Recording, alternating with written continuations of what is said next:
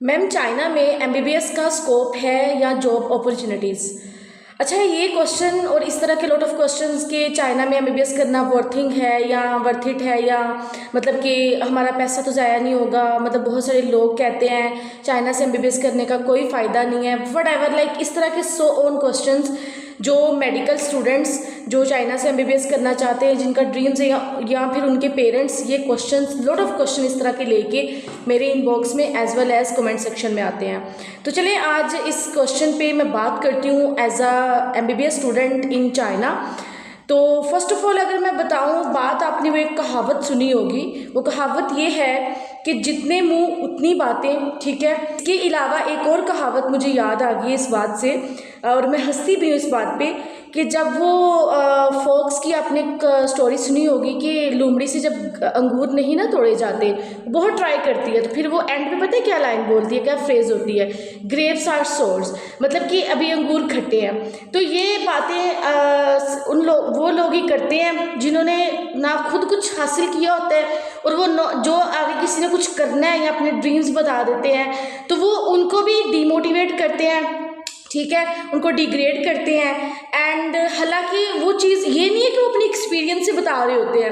उन्होंने चाइना का, मुझे लगता है कि चाइना को उनको ये भी नहीं पता होगा कि स्पेलिंग सी से स्टार्ट होते हैं या किस से स्टार्ट होते हैं, लेकिन बात उनके माइंड में एक सुनी इसलिए क्योंकि ये एक हिस्ट्री चलती आ रही है। बात को मतलब कि बिना ऑब्जर्व किए, बिना एक्सपीरियंस किए, आप लोग जो बात आपने पीछे से सुनते आ रहे हैं उसको आगे आप लोग जो है वो करते आ रहे हैं। अच्छा, मुझे आप लोग थोड़ा सा एग्रेसिव इस टॉपिक पे पा सकते हैं, उसकी रीज़न ये है कि आप फिर खुद इस क्वेश्चन का आंसर दें, क्या मैं या मेरी तरह के जो दूसरे स्टूडेंट्स हैं वो पागल हैं, या उनके पास एक्स्ट्रा मनी है, या उनके पास एक्स्ट्रा टाइम है। प्लस पॉइंट है कि वो अपनी फैमिली से दूर बैठ के यहाँ पे 5 साल 6 साल यहाँ पे गुजारते हैं। आप लोगों को लगता है कि it is a easy job? तो मैं थोड़ा सा एग्रेसिव हूँ, लेकिन आई होप सो कि आप लोगों को इस क्वेश्चंस के आंसर मिल चुके होंगे, लेकिन मैं इसको थोड़ा सा मज़ीद आप लोगों को एक्सप्लेन कर देती हूँ कि मैं ऐसा क्यों रिएक्ट कर रही हूँ। अस्सलाम वालेकुम, मेरा नाम है doctor Farhat Batool Rajput and आप लोग मुझे सुनते हैं चाइना से। मैं चाइना से एमबीबीएस कर रही हूँ। अल्हम्दुलिल्लाह मुझे चाइना में 2 इयर्स प्लस हो गए हैं और मैं MBBS 4th year student in China. मेरी यूनिवर्सिटी का नाम जोजियांग यूनिवर्सिटी है। चलिए, इस क्वेश्चन के मैंने वैसे आप लोगों को आंसर्स तो मतलब मिल चुके होंगे, जो मैंने आप लोगों को थोड़ी सी बातें समझाई हैं, लेकिन इसको थोड़ा सा मैं मज़ीद इन्हांस कर देती हूँ as a medical student in China. देखें, मैं अपना एक्सपीरियंस शेयर कर रही हूँ। मैं बिल्कुल भी, मेरी जो इस प्लेटफॉर्म पे आने का मकसद वो सिर्फ ये है आप लोगों तक अवेयरनेस देना, क्योंकि पाकिस्तान में अब किसी चीज़ की कोई कमी नहीं है। वो लोग भी कह रहे होंगे कि हम इस फील्ड में बहुत बेस्ट हैं, आप मेरी तरफ आएँ, लेकिन फोकस किया करें जो एक्सपीरियंस्ड बेस्ड चीज़ें होती हैं। जैसे एक मेडिकल स्टूडेंट अगर आप लोगों को अवेयरनेस दे रही है, इट मीन्स कि वो आप तक जो न्यूज़ आ रही है वो एक पूरी 100% ट्रू एंड वैलिड है।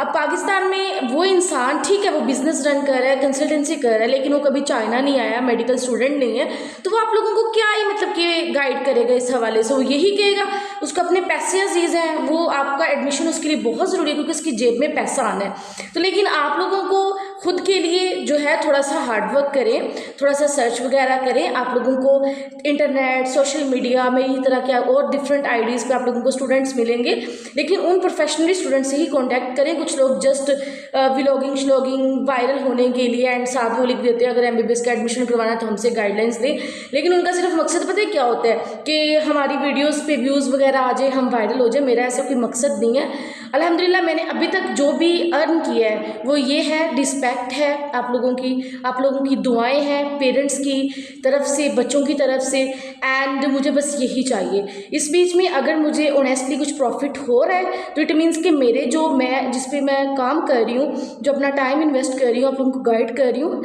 It is my right. सो आप लोगों को पता चल गया होगा, और मैं लास्ट पे यही कहूँगी, last point but not the least, ये कि अगर आप लोग इतना अफोर्ड करते हैं, मैंने प्रीवियस वीडियो में आप लोगों को डिस्कस किया हुआ है, तो आप लोगों की चाहे वो लड़की है या लड़का, आप लोग चाइना भेज सकते हैं। सेफ्टी एंड सिक्योरिटी के हवाले से एक अलग वीडियो मिल जाएगी। तो आई होप सो आप लोगों को क्वेश्चंस के आंसर्स मिल जाएंगे। एक मजीद और पॉइंट मैं इसमें ऐड करूँगी कि पाकिस्तान के जितने भी पब्लिक सेक्टर्स हैं ना, अभी खुद जाके सर्च कर लें, देख लें, वो सारे जो ग्रेजुएट्स डॉक्टर हुए होंगे ना, वो चाइना से ही हुए होंगे ऑलमोस्ट। लाइक मैं 60-80% की रेशियो बता रही हूँ। और इस ऐसा नहीं है जो 10% या 20% रह जाते हैं ना, उसमें से 10% कोई यूएस से सेटल है, कोई यूके सेटल है, कोई ऑस्ट्रेलिया सेटल है और कोई इनगल्फ कंट्रीज़ लाइक इस तरह की कंट्रीज़ में है।